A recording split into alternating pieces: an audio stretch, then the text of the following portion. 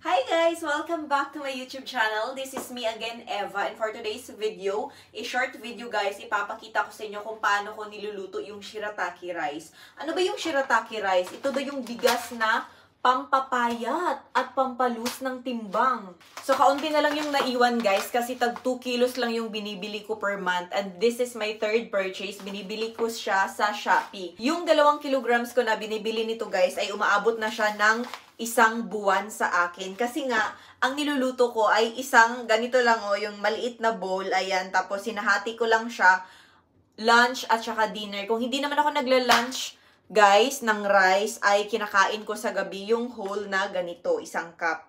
So, kaya ang 2 kilograms ay umaabot na sa akin ng 1 buwan. So, ngayon, ipapakita ko sa inyo kung paano siya lulutuin. Madali lang siyang lulutuin, guys. So, ito, last na ito siya nalutuan. And I think, o-order ako ulit.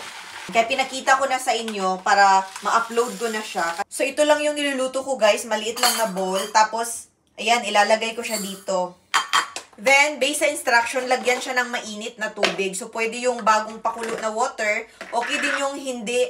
Pero, dapat mainit siya. 1:1 lang ako nito, guys. Or, minsan naman, nilalagyan ko ng ayan, parang 1.5. Ganun lang siya. Tapos, tatakpan ko lang yan siya, siguro mga 15 minutes or depende sa kainit ng water.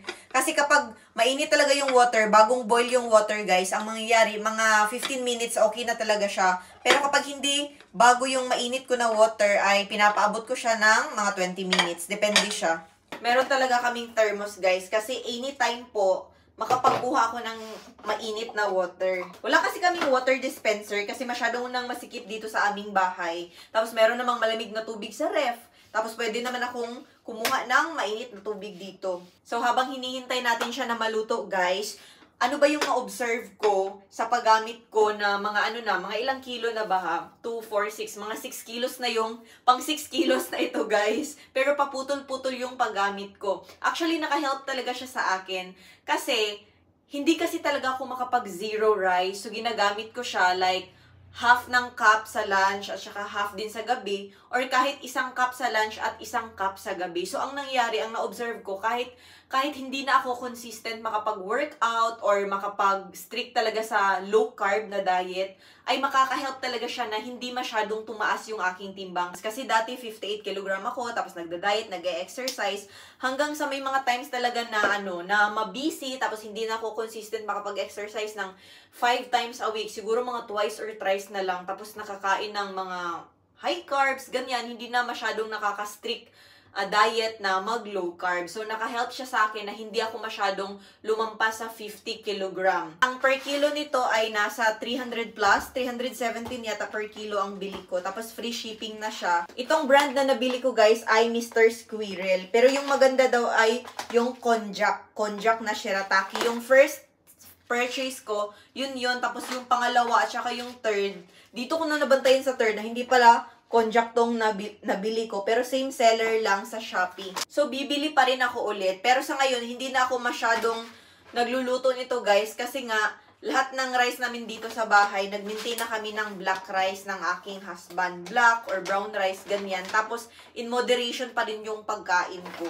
I-advise ko lang ha, kung sakali plano mong bumili ng shirataki rice para magpapayat ka, pero hindi ka magdisiplina sa mga food mo, kumakain ka pa rin ng mga fast food, mga high carbs, at saka mga sweets, at kumakain ka ng maraming mga, ng mga snacks na mga unhealthy, so useless pa rin po. Masayang lang ang 300 plus na per kilogram na binibili mo, tapos hindi ka naman nagdidisiplina sa ibang food. Hindi din siya mag-e-effect. Useless talaga siya. I-describe ko rin yung texture niya, guys. Ang texture niya ay para siyang madulas na malambot, na para siyang bouncy kakainin. Tapos maliit yung grain ng mga rice. Diba yung white rice medyo malaki? Parang half lang siya ng mga butil-butil. So ipapakita ko sa inyo mamaya kapag luto na.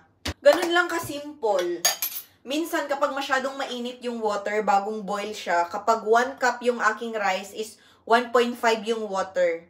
Kasi parang mas naluluto niya talaga ng maayos, bumubukad pa yung rice. Pero kapag hindi na masyadong mainit yung aking guys, yung aking water, 1:1 na lang talaga ako kasi basa siya after. Basa na siya, hindi siya masyadong maluto, makulang siya sa init. So ito na siya after mga 15 to 20 minutes guys, luto na po siya. So ganyan ang kanyang texture. Ayan oh. Para talaga siyang bouncy na madulas, na payat, tapos maliliit sila. So, para kang kumakain ng marshmallow, parang ganun. Pero okay naman kapag masanay ka na.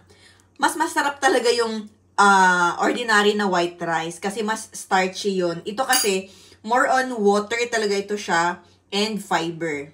So, mabubusog ka naman. Ramihan mo lang yung ulam at saka gulay. Tapos, may prutas kung meron. So, ayun lang ang purpose ng video ito, guys. Pinakita ko lang sa inyo kung paano siya lutuin at kung ano yung nagustuhan ko dito, kung ano yung aking review and feedback. Bye! See you in my next video!